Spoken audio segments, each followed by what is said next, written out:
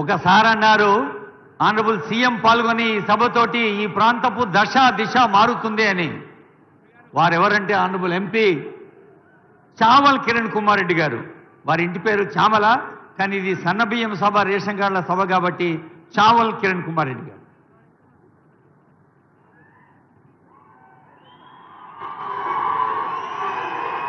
ఈరోజు నూతన రేషన్ కార్డుల పంపిణీ కార్యక్రమానికి విచ్చేసినటువంటి అతిరథ మహారథులందరూ, ముందు వరుసలో కూర్చున్న వారందరికీ పేరు పేరున నా హృదయపూర్వక నమస్కారాలు. అలాగే స్థానిక నాయకులు, ఇక్కడున్నటువంటి మండల పార్టీ అధ్యక్షులు, ఇక్కడున్నటువంటి పిఎస్సి చైర్మన్లు, ఏఎంసీ చైర్మన్లు, ముఖ్య కార్యకర్తలు ఎవరైతే ఈ వందలాది మందిని వేలాది మందిని ఇక్కడికి తరలి తీసుకొచ్చిరో మీ అందరికీ నా హృదయపూర్వక నమస్కారాలు. మీరందరూ కూడా ఈ తిరుమలగిరి గడ్డను గుర్తుపెట్టుకోవాల్సిన అవసరం ఉంది. మొట్టమొదటిసారిగా తుంగతుర్తికి ఒక ముఖ్యమంత్రి వచ్చిన వేళ ఈరోజు ప్రజాపాలనల భాగంలో ఈరోజు ముఖ్యమంత్రి ప్రజల మధ్యనికి రావడం, మారుమూలలో ఉన్నటువంటి తుంగతుర్తికి రావడం, గతంలో మందుల శామ్యూల్ గారిని గెలిపించడానికి ఇదే తిరుమలగిరికి వచ్చినటువంటి ముఖ్యమంత్రి రేవంత్ రెడ్డి గారు ఇచ్చిన మాట ప్రకారం మీరు మందుల శామ్యూల్ని గెలిపియండి, నేను మీ దగ్గరికి వస్తా, మీకు కృతజ్ఞతలు తెలియజేయడమే కాదు మంచి ప్రజాపాలనలో మీకు మంచి చేస్తా అని ఆ రోజు తిరుమలగిరిలో చెప్పడం జరిగింది. మీరు దాన్ని నమ్మి 50,000 పైచిల్కు మెజార్టీతోటి మా అన్న మందుల శామ్యూల్ గెలిపించారు. ఆ విధంగానే 70,000 పైచిలుకుతోటి నన్ను పార్లమెంటుకు పంపించారు.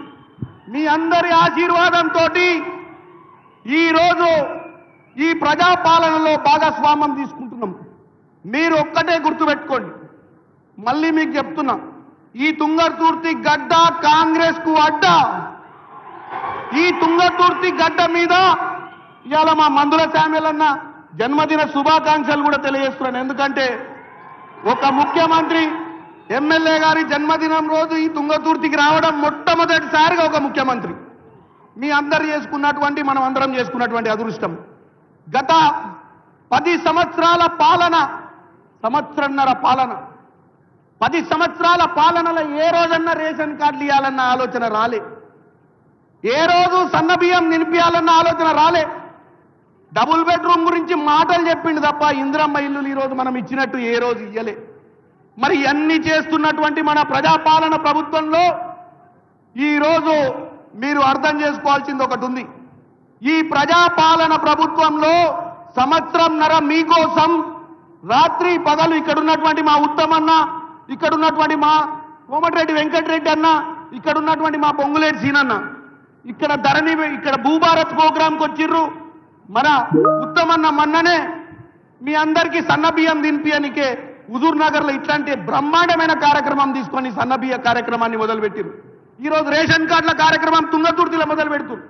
కాబట్టి మీ అందరికి ఒకటే చెప్తున్నా, ఆ బీఆర్ఎస్ సన్నాసులు నిన్నమన్న ఏదో మాట్లాడుతున్నారు ఈడొచ్చి, ఆ బీఆర్ఎస్ సన్నాసులు 10 ఏళ్ల సంసారంలో ఏ రోజు రేషన్ కార్డులే, ఏ రోజు ఇల్లు కట్టిలే, ఏ రోజు మీ సంక్షేమం గురించి ఆలోచించలే.